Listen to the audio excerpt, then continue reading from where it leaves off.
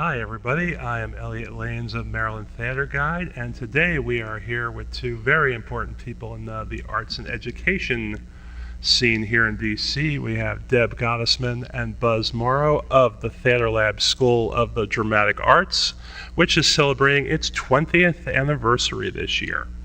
And rightfully so. This is one of the best arts and education institutions in DC, and I'm not biased or anything.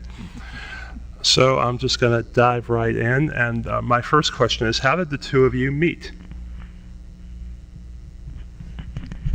Well, we met in graduate school at Catholic University.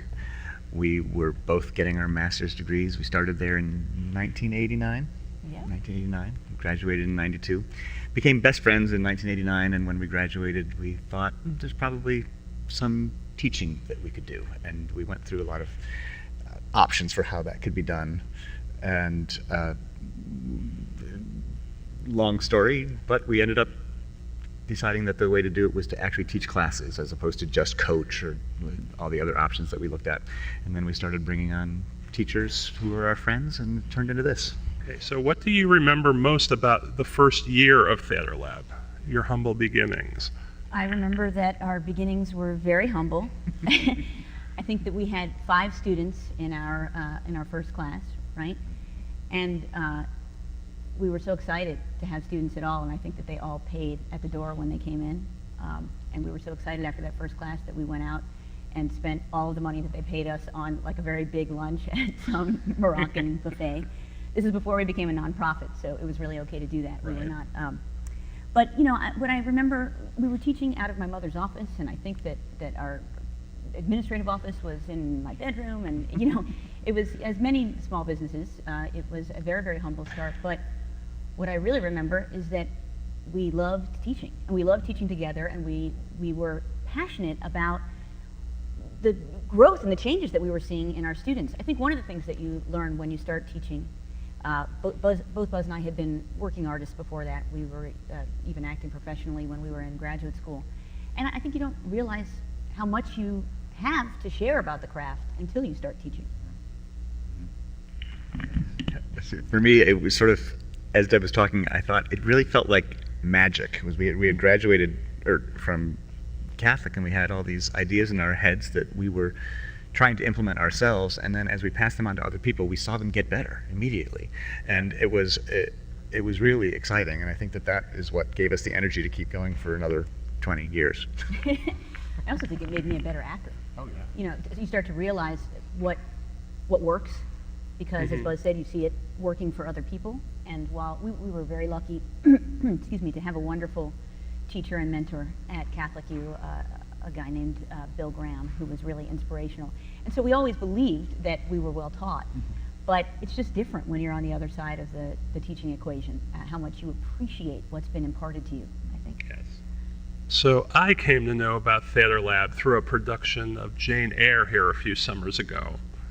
And that whole summer season were 3 musicals that aren't necessarily done a whole lot by teen programs. Jane Eyre, Secret Garden, and Sideshow. And it strikes me that this place chooses musicals that are not necessarily the norm to do with kids, like Sideshow, Man of No Importance. Right. You have Parade in Urinetown for this summer, right? So how do you prepare your cast for a musical they might not know about? And do you talk about the history of the show a little bit, etc.? Yeah, we do. And I think it's part of our mission to be able to expose young artists or beginning artists, because we also offer musical theater performance classes for adults too, to material that they might not otherwise get. You know, I'm not down on Annie. I think it's fine. but I think that they're going to be exposed to that someplace else. So the fact that we can do Parade is really exciting for us, and to take on what those themes are about. I mean, a lot of our shows actually have dealt with themes of racism and class issues and religious freedom and all that kind of stuff. Because, you know, at the core, I think most good theater goes back to issues of identity and who we are as people and who we are as a group of people and all that kind of stuff. And so these plays let us explore that. And we do a fair amount of dramaturgy. with the kids. We ask them to do research. We will be again on particular topics that have to do with, the turn of the century era in the South if we're doing parade. And we find that they don't look at it like boring school homework. Right. Presumably the kids who are here feel like this is something that they're really passionate about doing. So it's actually a great way to get a lot of learning in, because the kids will really take it on in a very meaningful way. Our Musical Theater Institute for Teens was basically started by the wonderful Jane Pesci Townsend, who passed away recently, taught for us for many years, ran musical theater program at Catholic. And the first show that she did was Quilt, about the AIDS quilt, and she did it because she wanted to find a place where that kind of work would be welcome. She wanted to do something that was a little bit more dangerous and out there and socially relevant than a lot of other places were doing, and that is why she sort of came to us and said, can we do this show here? Can we establish something that would allow us to do that kind of work? So historically, the Musical Theater Institute for Teens has always had a little bit of a social mission. It hasn't stuck with that completely. I couldn't tell you exactly what You're in Town is going to do for the world, but it's but that idea of getting into social issues, it certainly is even You're in Town is a satire, right? Right. So taking things on has always been part of the idea. And also that goes for taking on difficult work. That's another reason why students don't do Parade, for example. Parade may be one of the most difficult musical theater scores ever written, but we just say, okay, we're going to do it. And we just say from the beginning, this is going to be super hard, and you're going to learn some skills that you'll be able to take with you to any other production, because if you can handle this, you can handle anything. Okay, so my next question is about your Life Stories program. And you have a big event coming up April 30th at Kennedy Center. So please plug away and tell us about how this program got started, and take us up to what this event is going to be. Great. We'd love to talk about our Life Stories program, so thank you for asking. One of the things that Theater Lab is really about is, and it sounds very lofty, but I think it really gets to the core of what we think good theater and good theater education is about. Our mission is to transform lives through theater education, because we think that's possible, because theater gives us so many different ways of connecting to other people and understanding that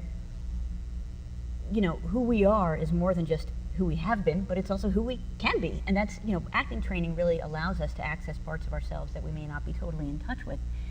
So the Life Stories program really grew out of that sensibility at the Theater Lab, which is that the real life benefits of theater education are every bit as important as the artistic benefits. So Life Stories is a program that was started more than a decade ago by actually the third founding member of Theater Lab, Michael Rogers, who after the first 15 years moved on to other things, but is now on our board. And he started off as a program for seniors in assisted living facilities, so it was a monologue and storytelling program. And we started to appreciate how, there are people whose voices don't generally get heard in our society and who aren't listened to very much. And the seniors so responded to being able to share pieces of themselves that really very rarely got accessed when they're in a place where they're being taken care of. And they were remarkable people, and so that program flourished. And we soon began a program with incarcerated youth. And the idea behind the Life Stories program is that we help train people to use their real life experiences as a springboard for creating original dramatic work for the stage and sometimes for the screen. So in addition to the incarcerated youth program and a program that we have for immigrant teens, we started a program in 2007, a Life Stories program with N Street Village, which is a really remarkable place providing wellness and recovery services for homeless women. And the group that we work with are women who are in addiction recovery. And this program was taught primarily by just a truly inspirational teacher named Thomas Workman, who has been there for the past 5 years. And we were watching the work of the women in this Life Stories program, feeling like it's so powerful. The stories they're telling about what has happened to them and how they are working to regain pieces of their lives that they lost, that these stories deserve a larger stage So we, this is a long story, so I'll just tell you the short form. You know, your 20th anniversary, you get to dream your biggest dreams. So our biggest dream was to have our women in life stories at N Street Village performing at the Kennedy Center. So thanks to many, many people who have helped to make this happen, including Michael Kaiser, who's the president of the Kennedy Center, the women will be premiering a new work called My Soul, Look Back and Wonder at the Kennedy Center on Monday night, April 30th at 7:30 p.m. And I encourage everybody who cares about issues like homelessness or addiction recovery or the plight of women in poverty or how the arts can help us make ourselves better people. I encourage all of you to come see the show. It is unlike anything else that I have ever worked on. I'm lucky enough to be co-directing it with Tom Workman. Buzz is music directing it, has some music in it. The stories will blow you away. The performances of the women are beautiful. It's full of a lot of honesty and pain, but also a lot of humor and hope, and all of it came from the women. Jennifer L. Nelson, who is a wonderful playwright and the former artistic director of African Continuum Theater, helped to structure the women's stories into a linear narrative of sorts, and so that's how we got the script of the play, and we are working very, very hard on it now. But I think that the piece itself, what is so joyful to me about doing it, is that it's a testament to the fact that, you know, our life stories are not just something that happens to us. They are things that we can take control over in some way. And I think that part of what we learn in a program like this is that we have the power to change the endings of our stories. Yes. And what these women are accomplishing is nothing short of extraordinary. I mean, some of them are only 30 days off the street. And they're going to be ready to perform at the Kennedy Center. And it will be a piece that is not only, I think, socially relevant and moving because of who they are, but I think that it will be artistically worthy in its own way. So we're very excited to be doing this. The only other thing to say is that I've only worked with the women a little bit on the music, as Deb said, but it has been incredibly inspirational to watch them like climbing this mountain. So April 30th is going to be really something. Wanted to tell you that we always have an annual cabaret gala that's tons of fun. This year it's a bigger deal because it's our 20th anniversary. We're going to be at the Mayflower Hotel. There'll be wonderful student performances and a lot of comedy and great auctions and silent auctions and all of that. And our special guest honoree is none other than Michael Kaiser, who is the president of the John F. Kennedy Center. So hope to see you there as well.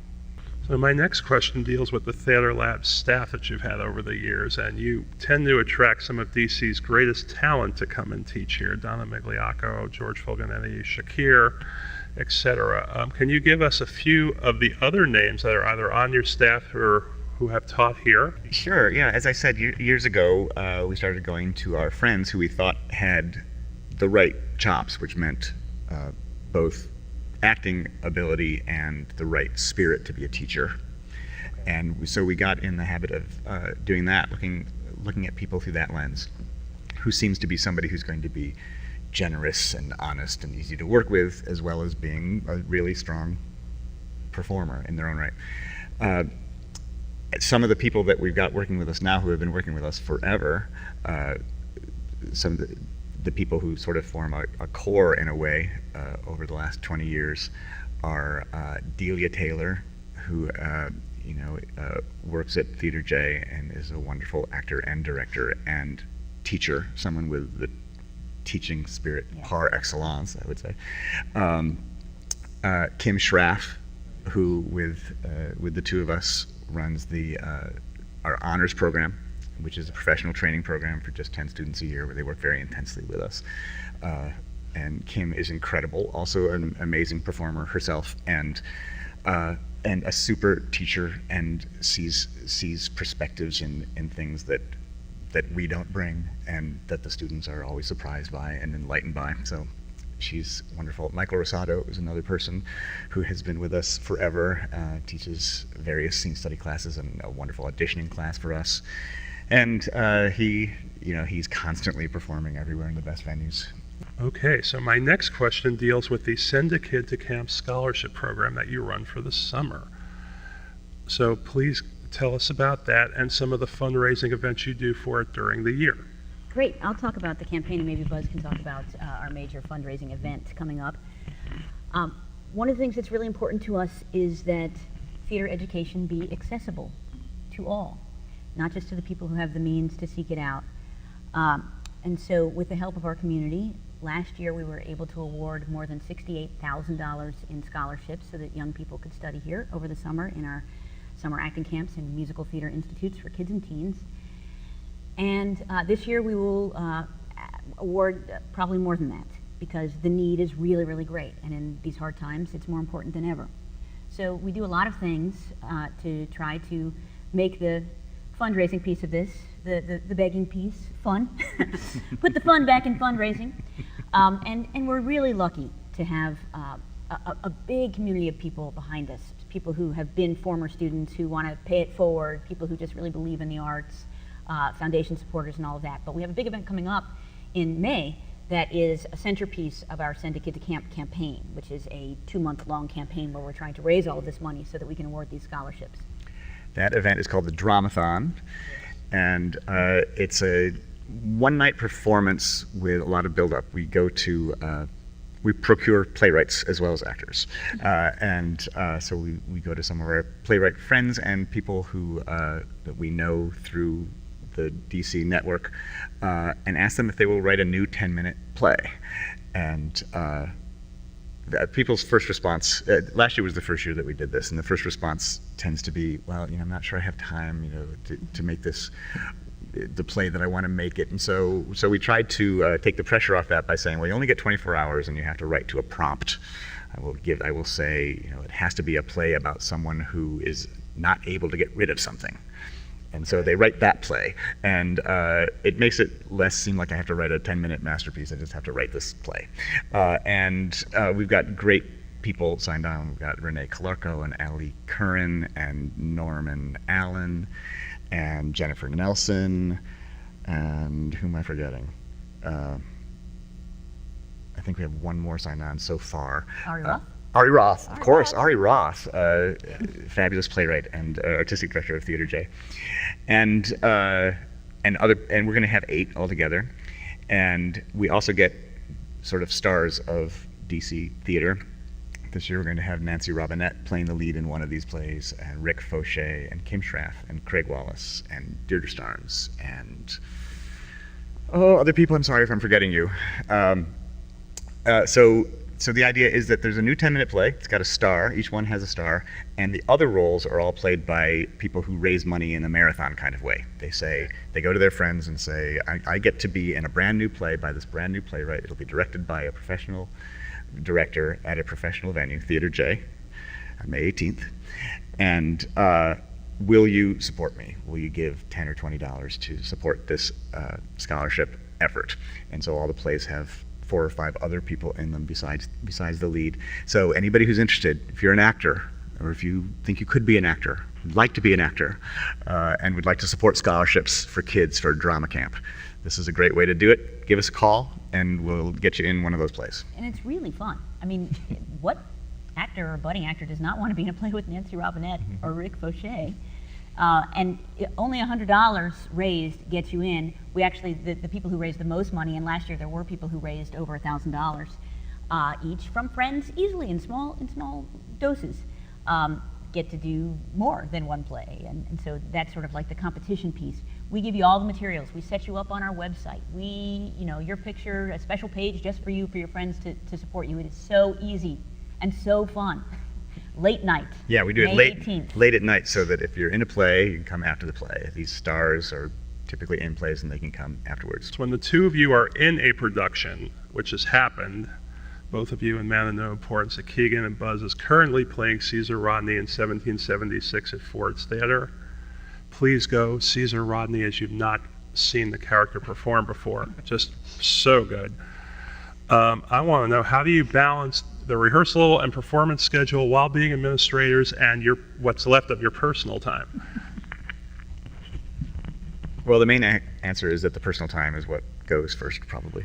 1776 is 3 hours long. We've got 8 shows a week, and so it's taking up a lot for me, and it's a struggle. Luckily, Caesar Rodney gets very sick in the middle of the show, and I have an hour and 45 minutes off, and I get on the computer and do some theater lab work now and then. But the really big answer, at least for me, is that from the beginning, we tried to structure the work in such a way that we would be able to continue to be actors. So the culture of the place is built up in such a way as to accommodate for that. It gets trickier and trickier as the organization gets bigger, but somehow we make it work. Yeah, and for me, that's very much the philosophy too. What does tend to go is your personal time, and since I became a parent, 11 years ago, I do less, 8 shows a week kind of things, because that really wouldn't allow me to be home very much as a parent. So for me, Man of No Importance was a fun jaunt, and probably it'll be something that I do much more of when my daughter is grown up. But for right now, I'm happy with the balance that I've got with Theater Lab and doing some directing, and Buzz and I have a cabaret act, so we get to keep I get to keep flexing my muscles, my performing muscles, even if I'm not in a full-time run of his show. What do you consider to be some of Theater Lab's greatest accomplishments over the last 20 years? I guess for me, it would be something broad, which is to say that and unanticipated, that I never would have expected Theater Lab to become such a community as it is. I mean, there are a lot of people, students, supporters, former students, artists, who really look at Theater Lab as an artistic home. And I think that that's one of the things that I'm really most proud of, that it's a safe place to explore and to take risks as an artist, whether you're on the learning side or the teaching side, but I guess we're all always on the learning side in some way. So I think, like, the biggest achievement might be to have been lucky enough to create a place that has wonderful people in it who come here because they feel like they can get something that they don't have in other places in their lives, I guess. People will now and then stop, particularly they hear it's the 20th anniversary, and they say, "Wow, you must be so proud." And the answer to that always is, when you stop and remember to be, and it's important to pull back. And so that's a big thing about the 20th anniversary. It's we have more opportunities to say, yeah, look what we wrought. And I think April 30th will be one of those things that we look back on. So that's the Life Stories performance at the Kennedy Center. And there's something I need to add to what I said about that earlier, if that's okay? Yes. So this is an amendment to my remarks about the Kennedy Center performance. Also joining us on that evening after the show is Gil Kurlikowski, who is the director of the White House Office of National Drug Control Policy. And he's going to participate in a talkback with the women after the show, responding to their work. And it's such an amazing opportunity to have a dialogue where everybody can start thinking some new thoughts at just absolutely the highest level. And so we're so appreciative of that generosity, and I think it's a real bonus to people who are coming to the event on the 30th, because it'll really be a discussion unlike anything that certainly I've ever been involved in before. Right. Well, I would like to thank both of you for your time. I know it's incredibly busy at this time of year for the both of you. Thank you. Thank you. Sure. Very much. And I'm a huge fan of this organization, as you well know. And thank you both. And folks, remember, Life Stories event at Kennedy Center is April 30th, Dramathon Theater J, May 18th at what time is the event? 10:30. 10:30 start. So take in another show in DC Theater, come on over and support this wonderful organization. And check out Buzz at Ford's Theater in 1776 as well. Thank you a lot.